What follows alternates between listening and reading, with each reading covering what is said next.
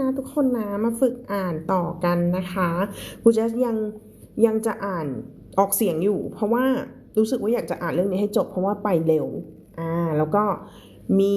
หลายคนที่เข้ามาฟังแล้วก็ฝึกตามกันไปด้วยค่อนข้างที่จะเขาเรียกว่าอะไรอะได้ง่ายขึ้นเนาะมา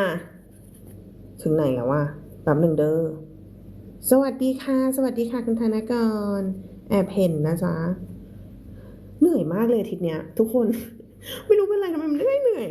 Okay, so let's start it. Chapter 5. Okay, chapter 5. High up in the tree, dangling from a branch, was a man in a dark green army uniform. Paul couldn't see him from this angle very well, but he knew the man was a soldier.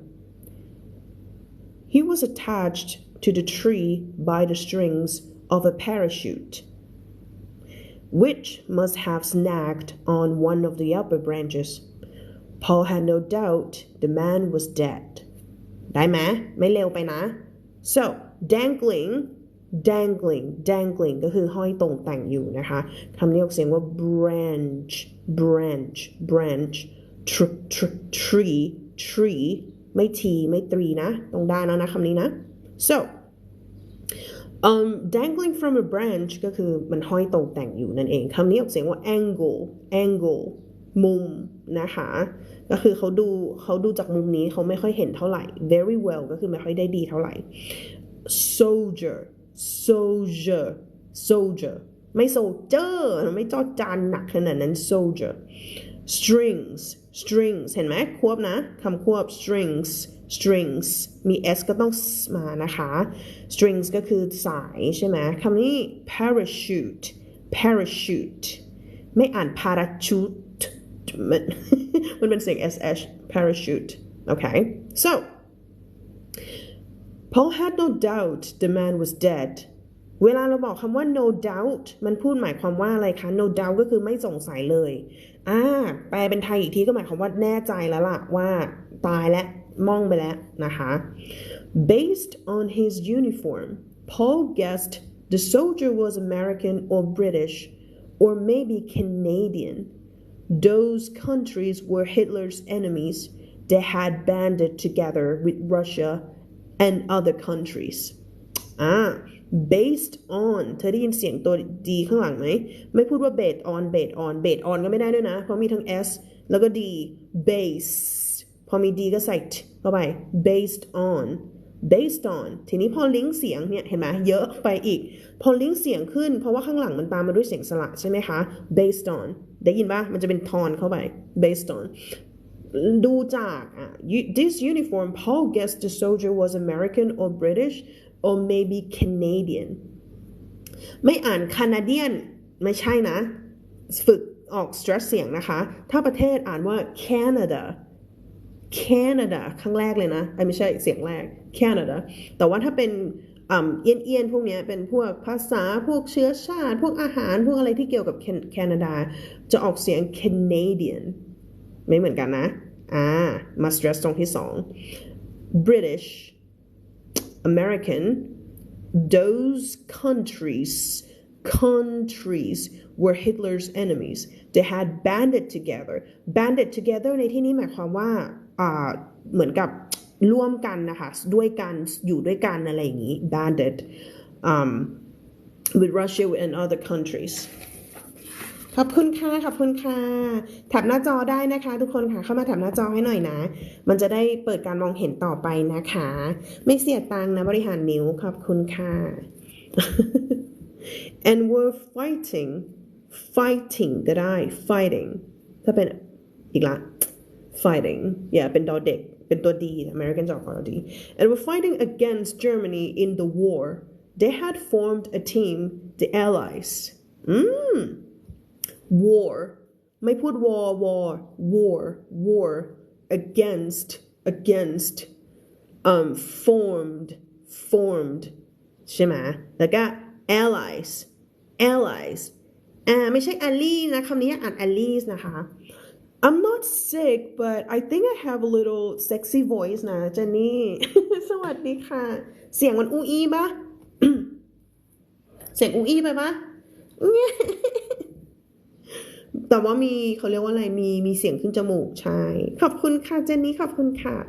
allies แปลว่าเพื่อนก็ได้นะคะเป็นว่าคือแบบทีมเดียวกันอยู่ฝั่งเดียวกันเขาเรียกว่า allies นะคะ This soldier must have flown here from one of the air bases in England. That's where the Allies had most of their soldiers and bases now. England was one of the only countries in Europe that Nazis hadn't been able to swallow up. All that separated France from England was a narrow slice of ocean called the English Channel. English Channel.นี่ Morning ค่ะคณิตเทลี่สวัสดีค่ะ I have a sexy voice today นะ Sorry. So, the soldier must have flown เห็นไหมคะ must have บวกด้วย verb ช่อง3แอบดูนะ must have flown here from one of the air bases in England. The Nazi has okay. England was one of the only countries in Europe that Nazi hadn't been able to swallow up. Swallow หมายถึงกลืน Okay, you need to swallow your pill ก็หมายความว่าเธอต้องกลืนยาลงไปนะจ๊ะyou need to chew your food and then swallow it เห็นไหมกลืนทีนี้คำว่า swallow up พอมาแปลในลักษณะนี้จะหมายความว่าอังกฤษเนี่ยเป็นประเทศเดียวในยุโรปที่ทางนาซียังไม่ได้กลืนลงไปหมายความว่าอะไรวะเธอแปลได้ไหมบริบทมันก็หมายความว่ายังไม่ได้แบบเข้าไปยึดยังไม่ได้ถูกครอบครองอะไรประมาณนี้เนาะ so all that separated France from England was a narrow slice of ocean France แต่ว่าถ้าเป็นฝรั่งเศสเองเขาจะเรียกตัวเองว่า France ใช่ไหมเพราะ an เป็นเสียงอ่อง France ประเทศฝรั่งเศสนะคะ England ประเทศอังกฤษa narrow slice narrow คือ narrow แคบของทะเลที่นิดเดียวเองที่แยกระหว่างอังกฤษกับเยอรมันนะคะไม่ใช่อังกฤษกับI'm sorry อังกฤษกับฝรั่งเศสก็คือEnglish Channel เสียง ch กับเสียง sh นะคะ English มันมีลมออกมาเห็นไหม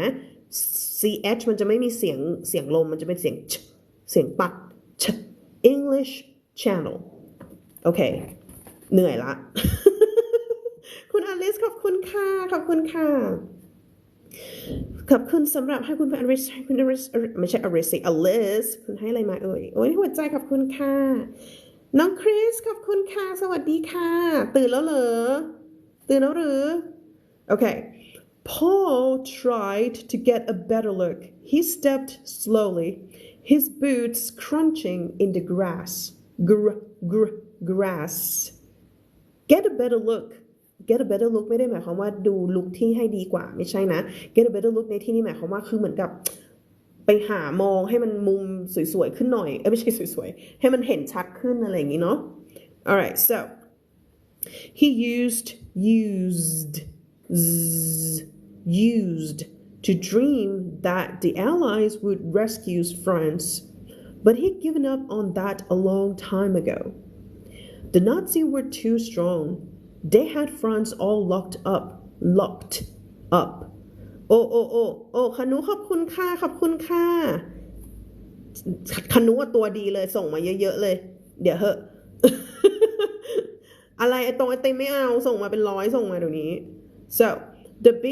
ถึงไหนแล้วล่ะเห็นไหม The Nazis were too strong. They had France all locked up เธอได้ยินเสียงป่ะฉันลิงก์เสียงไม่พูดว่า locked up อันนั้นคืออ่านเป็นตัวพออ่านเชื่อมกันจำได้ไหมข้างหลังเป็นสระ locked up okay the beaches here in Le Havre and along the coast were lined with cannons and machine guns coast lined เห็นปะต้องมี n นะไม่ lined นะ lined มี n นิดหนึ่ง cannons cannon ไม่อ่าน cannon cannons คำนี้เป็น ch ก็จริงค่ะก็จริง จะรีดเยอะไหมก็จริงนะโอเค sorry คำนี้อ่านว่า machine รูปเป็น ch แต่ออกเสียงเป็น sh ch มันมีการหลักออกเสียงได้3แบบเป็นเสียงตัว k แบบ stomach เป็นเสียง ch แบบของมันก็คือเมื่อกี้ที่เราอ่านไปแบบคำว่า church อย่างเงี้ย church อย่างเงี้ยแล้วก็เป็นเสียงที่อยู่ระหว่างคำอยู่ตรงคำก็คือเหมือนกับเป็นch นะคะเป็นเหมือนคำยืมจากฝรั่งเศส machine so แบบหนึ่งนะหนูมีผู้บอกว่า locked up คือเป็นตัวประกันไหมคะแบบหนึ่ง locked up ในที่นี้ไม่ใช่ตัวประกันแต่คือหมายความว่าเขาเรียกว่าอะไรวะเหมือนกับไม่ให้ไปไหนอ่ะมันก็ไม่โอเคแป๊บนึงคุณเจสอ่านหน่อย The Nazis were too strong they had France all locked up all locked up ในที่นี้ก็คือควบคุมไงไม่ให้ไปไหนเนาะ จะบอกว่าประเทศฝรั่งเศสเป็นตัวประกันมันก็ไม่ถูกสักทีเดียวมาเพิ่งเริ่มมาเห็นอันนี้มีประโยชน์มากนะคะเพราะข้อสอบ reading ข้อสอบมหาลัยปีนี้ยากมากสู้ค่ะสู้นะอ่านให้เขาเรียกว่าอ่านให้ท่อง มีนักเรียนสอนบอกว่าอ่านให้ท่องก็คือต้องอ่านให้เข้าใจเวลาแปลพวกนี้บริบทนะสำคัญคุณเจน we love your accent thank you I appreciate you จริตเยอะเดี๋ยวก็ได้มาเจนมาสู้กัน Allied planes sometimes made it through the drop bombs เห็นปะคำควบกล้ำพวกนี้หายเวลาเราพูดเองเราหายหมดเลยไม่ได้นะ through to drop bombs bomb ไม่มี b เสียง b นะคะ bombs ไม่ bombs ไม่เอานะ bombs เสียงนี้ตัด silent b but just as often the planes were shot down over France their soldiers sometimes escaped They bailed out and parachuted to the ground. That's what must have happened to this soldier. But then he crashed into this tree and died. เห็นไหมคำเสียงชัดทุกคำนะหนูพูดคำว่า red ฝรั่งไม่เข้าใจเลยค่ะตัว r ชัดไหมคะ red ถ้า red อย่างงี้ไม่ได้เลยไม่รู้ต้อง แล้วก็ต้องมีเสียงดึงยาวนิดนึง red อย่างเงี้ยไม่รู้ red เห็นไหม เลดเลยค่ะนั่นไง ฉันพูดถูกไหม ตัว L กับตัว R เสียงคนละเสียงนะ so plain soldiers sometimes escaped นะคะคำนี้ออกเสียงว่า ถ้าไม่มี ed อ่านเสียงว่า escape พอใส่ ed เข้าไปเป็น d ไม่ใช่เป็น d escaped well hold on stopped no เป็น d เป็น t I'm sorry escaped bail out หมายความว่าหนีออกมานะคะคำว่า bail out หนีออกมาก็ได้หรือในกรณีที่ไปประกันตัวใครออกมา bail someone out ประโยคนี้เลยนะ you need to bail me out เนี่ยมาประกันตัวฉันหน่อย แต่ว่าคำว่า bail out ใน context นี้หมายความว่าออกเสียงไม่ใช่ออกเสียงหมายความว่าหนีออกI'm gonna bail เห็นไหมรู้จักมาเคยได้ยินปะ I'm gonna bail ก็คือกูไปแล้วนะได้ so hey kid can you help me a voice called down Paul jumped so high he nearly hit his head on a branch so this soldier wasn't dead he spoke in French but with a strange twang American maybe เจนนี่เธอบอกอะไรมันจะมีความออกเสียงเธอไม่มีคลิปมีแต่ว่าอยู่อีกช่องสีแดงไงอยู่ช่องสีแดงทุกคนไปดูได้นะช่องสีแดงตามลิงก์ไปที่หน้าโปรไฟล์ดิฉันได้ไปดูย้อนหลังนะมี100 กว่าคลิปแล้วนะเธอตาเปียกเลยเอา Hey kid can you help me นะคะช่วยหน่อยได้ไหมไม่แปลหมดดีกว่า soเราจะ concentrate กัน on vocabs ไม่ใช่ vocabs pronunciation เนาะjumped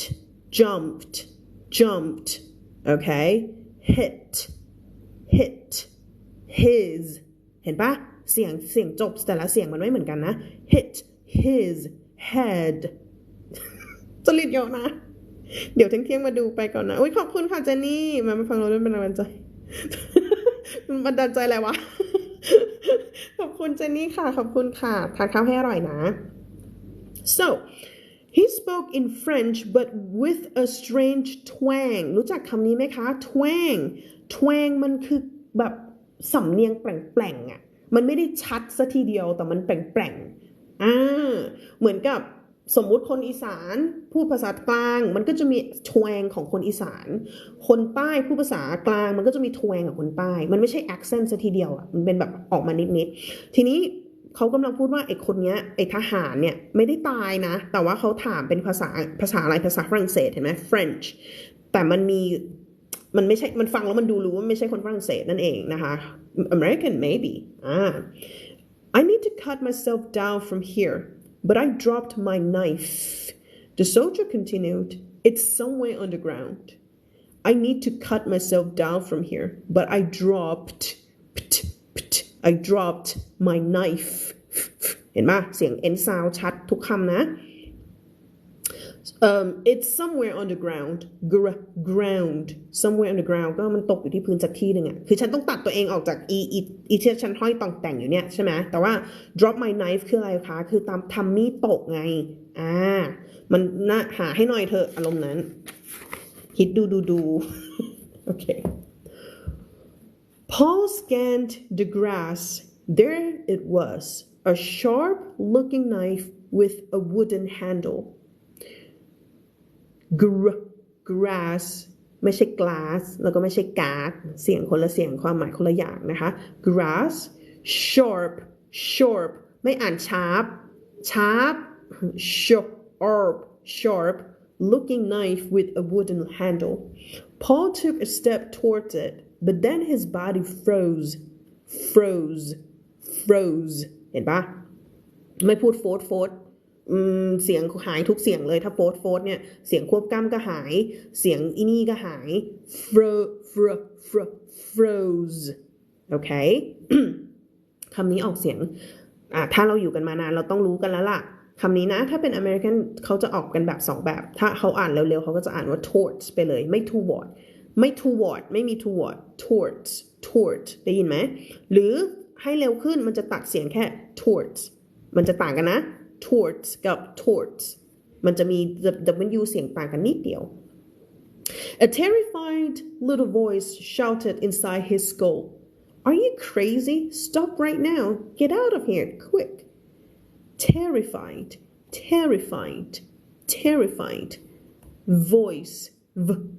voice okay skull นี่ double L นะคะออกเสียงเป็นออกม้วนลิ้นskull ไม่พูดสเกาแล้วก็สกันสกนไม่ไปหมด skull Are you crazy? Stop right now. Get out of here quick.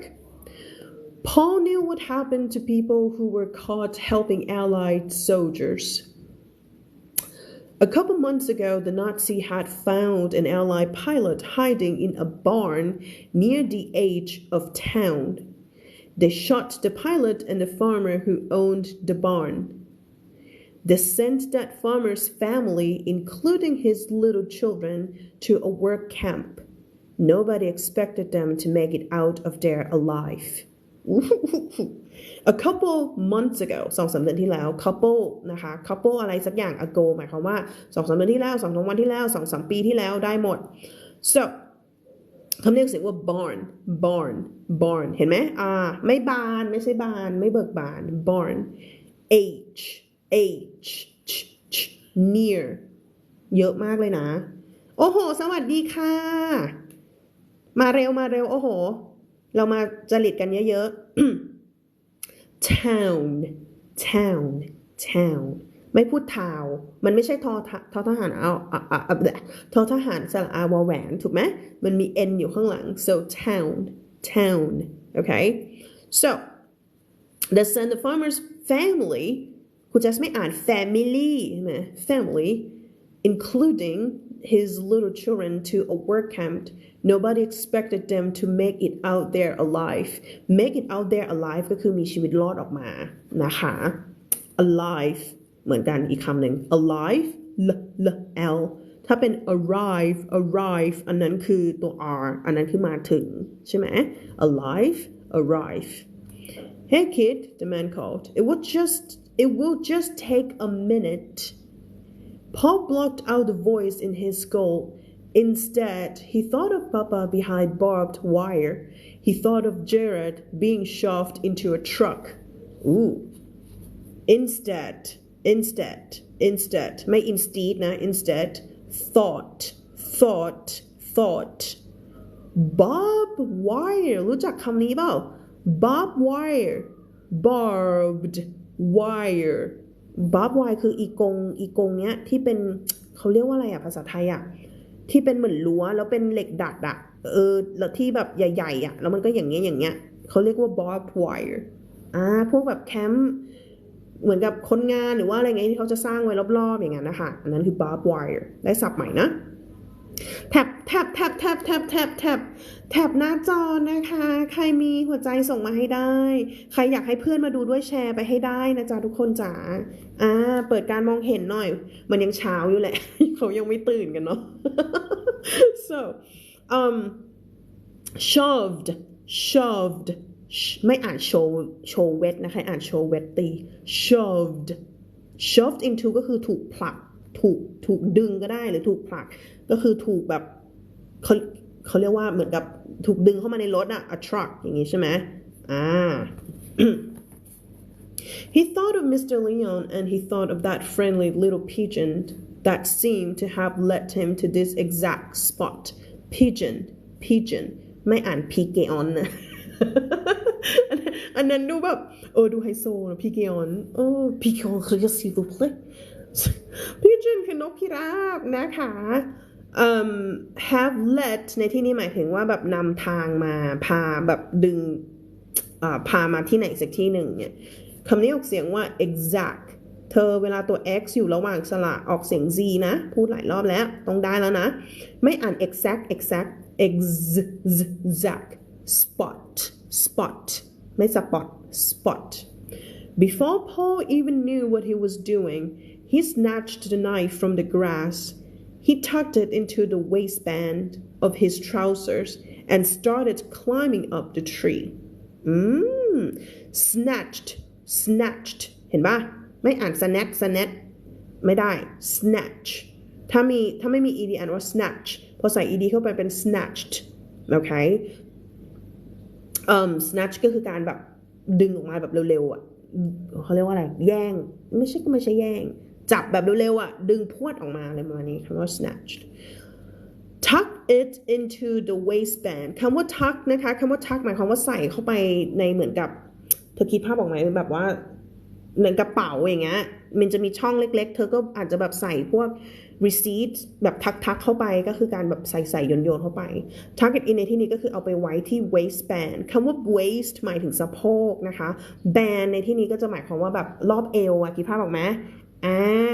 ก็คือใส่ไว้กับกางเกงรอบเอวเขานั่นแหละโอเค trousers ไม่อ่าน trouser นะ trousers คือกางเกงขายาว started climbing up the tree มาอีกแล้วค่ะจำได้แล้วนะเรียนกับคุณเจสมาต้องได้แล้วนะไม่ climbing นะตัวนี้เป็น silent b climbing up the tree ก็คือปีนขึ้นไปบนต้นไม้นะคะแป๊บนึงนะทุกคนดิฉันขอกินน้ำก่อนนะคะเอาคอมเมนต์ให้หน่อยแล้ววันนี้ใครเพิ่งเข้ามาครั้งแรกเจอกันครั้งแรกขอเลข2ค่ะใครที่ยังไปไหวอยู่ต่อได้สับไปใหม่ได้เรียนอะไรไปใหม่แล้วเอาเลข3วันนี้มี2กับ3เลือกให้หน่อยขอกินน้ำแป๊บนึง โอ้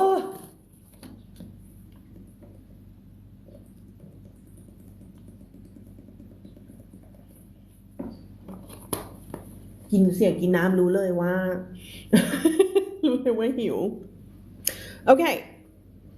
so แป๊บนึงนะทุกคนเธอแถวบ้านเธอมันยังร้อนอยู่ไหมอะแถวบ้านฉันยังร้อนมากๆอยู่เลยอะ ร้อนแบบ ร้อนแบบโอ้โหพฤศจิเหรอวะเนี่ยครอบครัวที่อเมริกาตอนนี้ก็คือแบบว่าจะ Thanksgiving ใส่แบบสเวตเตอร์อะไรกันแล้วฉันยังแบบว่าหายใจไม่ออกตื่นเช้าขึ้นมา so let's see 3ครับขอบคุณค่ะขอบคุณค่ะคุณกัญญาลันขอบคุณค่ะกันละลินใช่ไหมขอโทษทีคุณกันละลินขอบคุณค่ะ Good morning ค่ะพี่จาคุณธนากรขอบคุณค่ะคุณธนิดาสวัสดีค่ะขอบคุณค่ะมีหนาวตอนเช้าวันหนาวแบบเดียวใช่หนาวแบบตื่นขึ้นมาหายใจ2 นาทีแล้วก็ร้อนเลย Okay, let's go. Chapter 6. All right. So Paul climbed quickly. He felt like he was being pulled along by some invisible force, like he was a nail moving towards a magnet. คิมบี้สวัสดีค่ะ pulled along คือโดนดึงนะ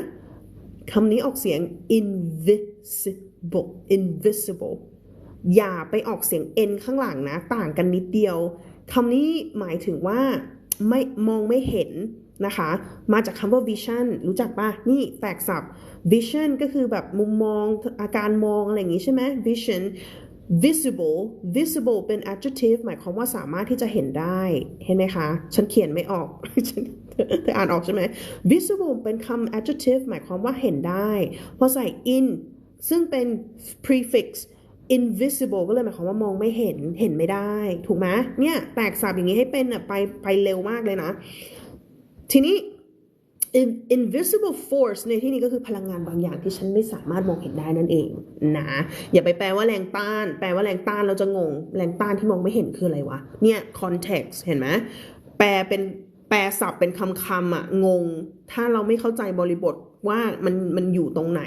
ใช่ไหมคะพูดที่นี่เขาก็เลยหมายความว่าเขารู้สึกเหมือนกับว่าเขากำลังโดนดึงเข้าไปด้วยแบบพลังงานบางอย่างที่เขามองไม่เห็นนะเหมือนกับเขาเป็นยังไง nailในที่นี้ไม่ใช่เล็บนะจ๊ะ nail หมายถึงตะปูสอบเดียวมีหลายความหมาย nail แปลว่าเล็บก็ได้แต่อันนี้หมายถึงตะปูเนาะมีพลังงานบางอย่างคิมบี้อย่าเพิ่งมาหลอนตอนเช้านะ so nail moving towards a magnet หมายถึงแม่เหล็กมันมีอะไรบางอย่างที่ทำให้เขาวิ่งเหมือนกับไม่ใช่ประตูตะปู ตะปูวิ่งเข้าหาแม่เหล็กเลยเนาะพี่สมเจียนขอบคุณค่ะขอบคุณค่ะ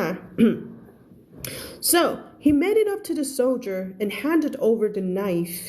The man looked young, maybe 25 or so.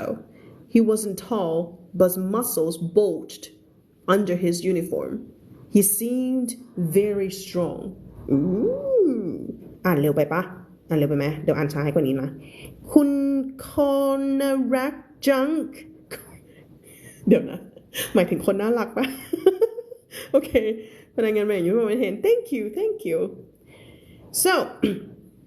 he made it up to the soldier and handed over the knife. The man looked young, maybe 25 or so.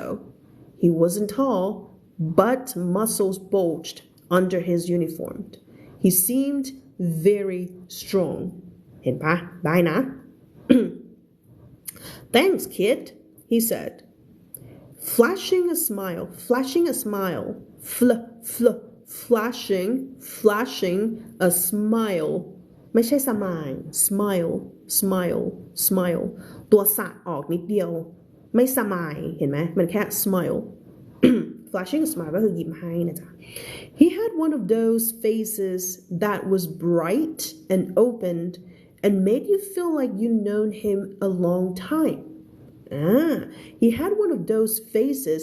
that was bright and opened and made you feel like you'd เห็นปะยากนิดนึงนะ you'dแต่ว่าพอเรารวบเสียงเร็วๆมันก็จะไม่แบบยุ่นขนาดนั้นใช่ไหม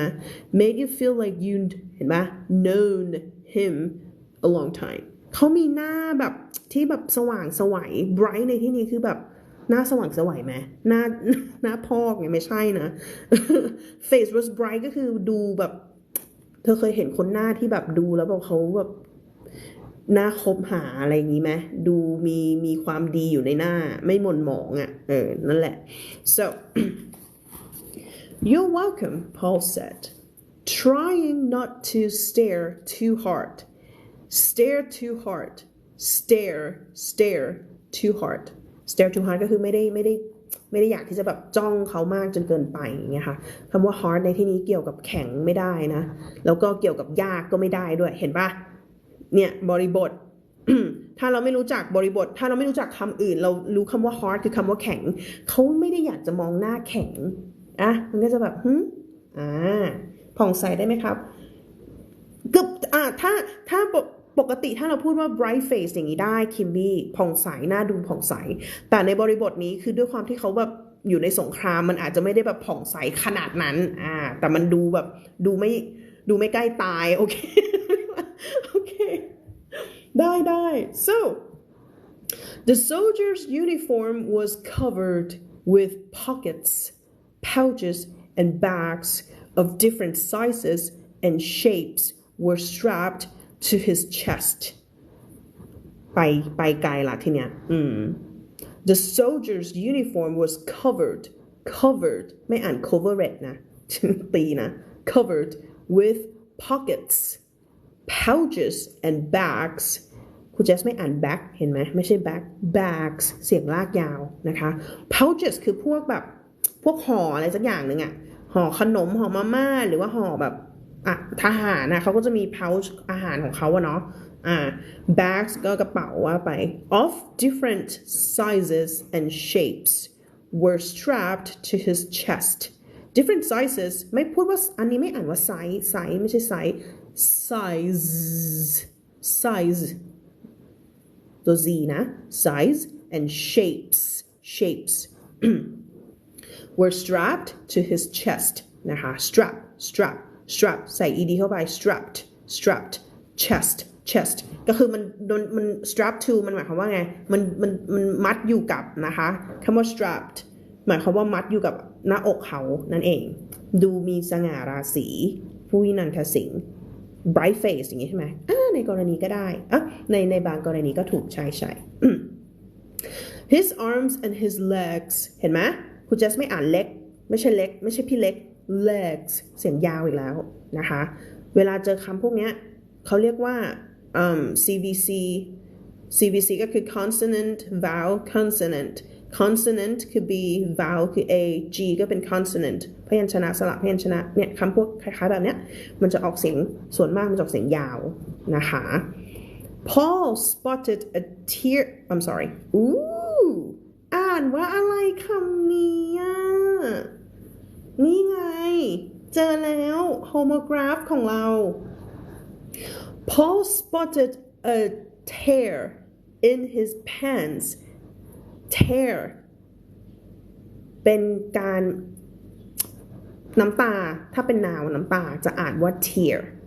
นะแต่อันนี้เป็นการหมายความว่าฉีกขาดคำว่า tear ถ้าเป็น verb มันหมายถึงการฉีกอย่างเงี้ย you tearing me apart ไม่พูดว่า you tearing me apart เห็นไหม you tearing me apart ก็หมายความว่าถ้าฉีกฉันออกไปชิ้นๆเลยเนี่ยความหมายไม่เหมือนกัน so Paul spotted a tear in his pants and a nasty gash on his shin โอเคสับเยอะนิดนึง so เพราะฉะนั้น spot ในที่นี้ก็คือเขาสังเกตเห็นนะคะเห็นอะไรเห็นรอยขาดในเห็นที่มันขาดนะกางเกงของเขา nasty gash ในที่นี้คือรอยถลอกนะคะทีนี้พ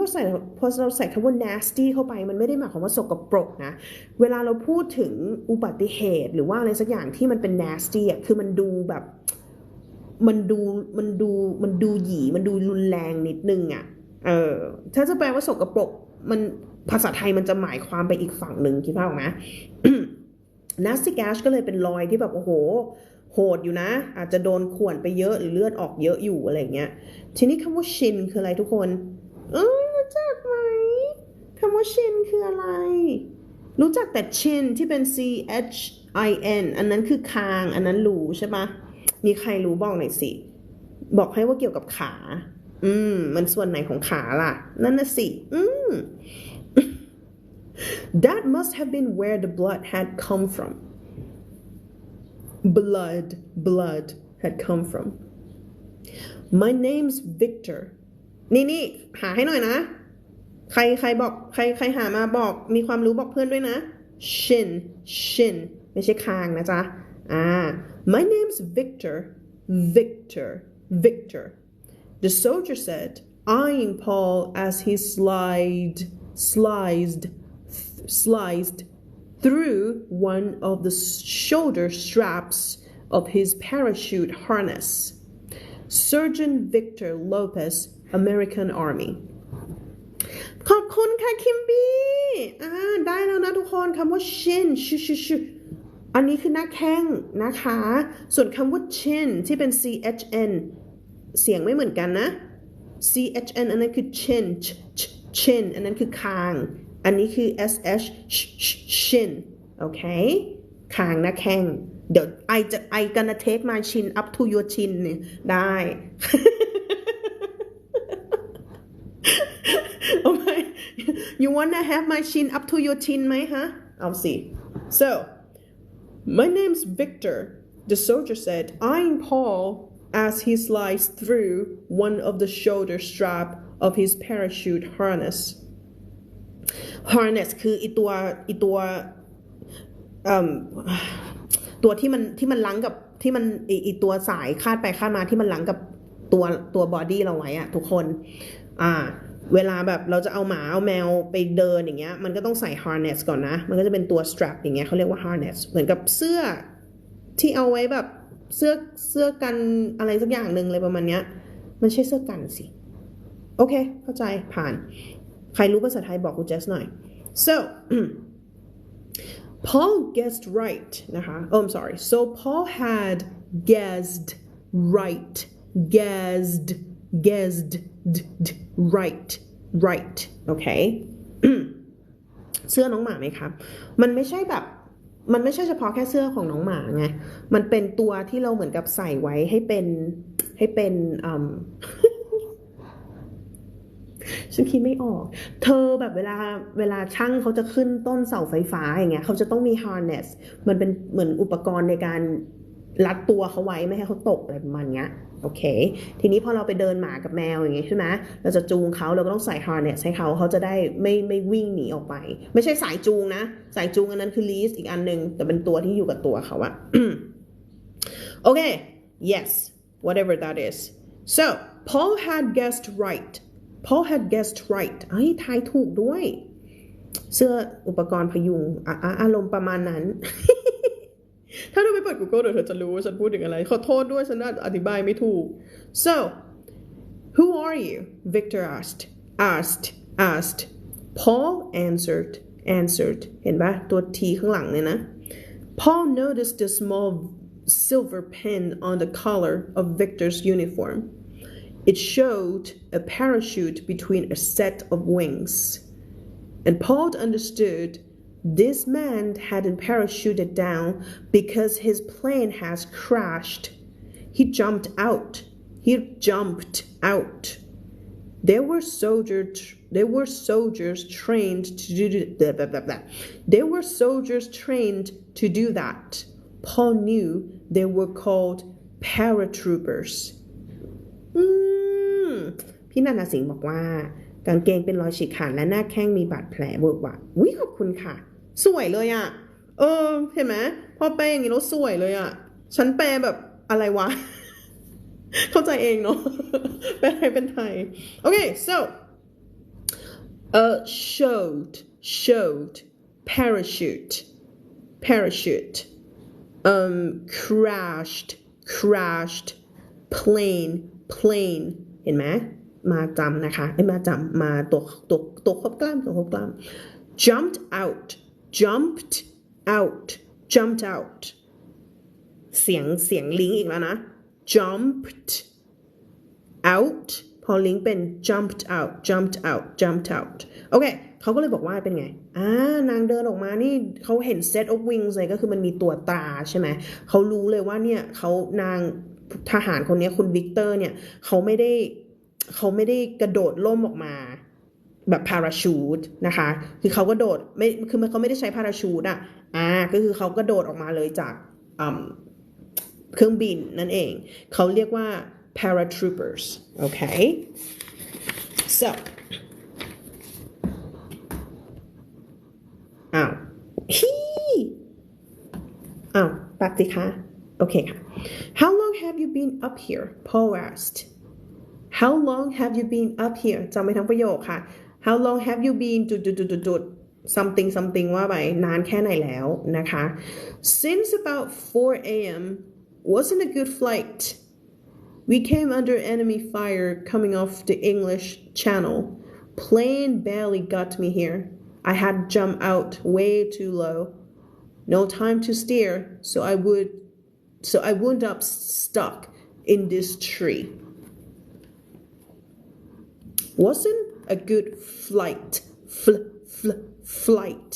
ไม่ใช่ fight แล้วก็ไม่ใช่ fright เสียงไม่เหมือนกันนะ flight ในที่นี้ก็หมายความว่า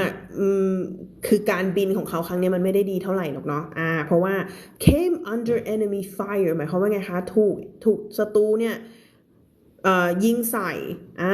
ไม่เกี่ยวอะไรกับข้างใต้นะcame under นะคะ came under fire ก็คือเหมือนกับว่าโดนยิงใส่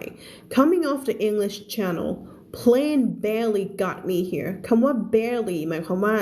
เกือบไม่ได้ละเหลืออีกนิดนึง คือไม่เขาใช้คำว่าแบบน้อยนิดอะ barely plane barely got me here ก็เลยหมายความว่าโอ้โหคือไม่ได้เครื่องบินนี้ไม่ได้ช่วยเท่าไหร่หรอกนะอยู่นู้นกว่าจะมาถึงตรงนี้นะคะ I had to jump out way too low เวลาเราใส่คำว่า way ในที่นี้ไม่ได้หมายความว่าทางหรือว่าอะไรนะ way too เอาไปด้วยนะคะ way too แล้วบวกด้วย adjective มันหมายความว่าจุดเกินไป way too low ต่ำเกินไป way too high สูงเกินไปกว่าที่เราคาดไว้กว่าที่เราต้องการ way too expensiveแพงเกินเนี่ยอยู่แถวๆนั้นโอเค no time to steer คำนี้ออกเสียงว่า steer ก็คือการหมุนพวงมาลัยเครื่องบินมีพวงมาลัยไหมมีสิแต่ว่าก็คือการแบบบังคับนั่นเองนะคะ steer so would up stuck in this tree Paul's head snapped up there was that friendly pigeon again perched on the branch right above Victor ฉันเมื่อยปากนะแป๊บหนึ่ง อยากอ่านภาษาอังกฤษเก่งๆเธอต้องออกตัวกรามเธอต้องขยับกรามเยอะๆนะลูบปากลูบแล้วก็กรามเนี่ยเพราะฉะนั้นเวลาอ่านไปสักพักนึงจะเริ่มเมื่อย เพราะว่าแบบจริตเยอะไงต้องคอยแบบตลอด Okay so Paul's head snapped up นะคะ snapped up ก็คือเหมือนกับมองขึ้นไปเร็วๆ snapped there was that friendly pigeon again perched on the branch right above Victor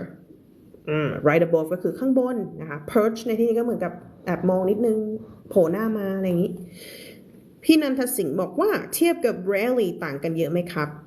หมายถึง barely ใช่ไหม Okay so rarely มันจะพูดถึงในลักษณะที่เกี่ยวกับการกระทำสักอย่างหนึ่งพี่สิงห์ค่ะ rarely go to the market I rarely drink เห็นไหมก็จะไปทางนั้นมากกว่าทีนี้คำว่า barely เนี่ยมันจะมีพูดถึงลักษณะเหมือนกับปริมาณมันใช้แทนกันได้นะไม่ใช่ว่าไม่ได้นะแบบ I barely go to the market ก็ไม่ผิด I rarely go to the market ก็ไม่ผิดมันแค่เป็น hint ของความแตกต่างนิดนึง barely มันจะพูดถึง effort หรือว่าความปริมาณอะไรสักอย่างหนึ่ง I barely not I barely well the water is barely full เห็นไหม the water is barely full ก็คือไม่ใกล้กับความเต็มเลยอย่างเงี้ยแต่เราจะพูดว่า the water rarely